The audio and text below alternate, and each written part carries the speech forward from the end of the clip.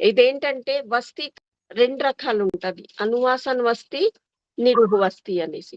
ఏంటంటే కాయ అంటే సర్జరీ వేరే, ఇక్కడ మెడిసిన్ డిపార్ట్‌మెంట్ వేరే. సో, సర్జరీ వాళ్ళేమొచ్చి రక్తమోక్షణ అనేది పంచకర్మలో ఇంక్లూడ్ చేస్తారు. ఇంకా కాయ చికిత్స వాళ్ళేమొచ్చి వస్తీదే 2 పార్ట్స్ చేస్తారన్నమాట. అనువాసన వస్తీ, నిరుహ వస్తీ అనేసి. అంత డీటెయిలింగ్ మీకవసరం లేదు. పంచకర్మ అంటే ఇది పంచకర్మ ఈ 5 రాసుకోండి చాలు. వమన విరేచన్, నస్య, వస్తీ, రక్తమోక్షణం. ఓకే.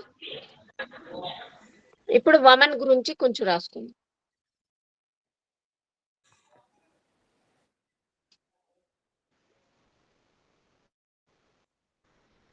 కఫజ వ్యాధికి ముఖ్యంగా వమన కర్మం చేస్తారు.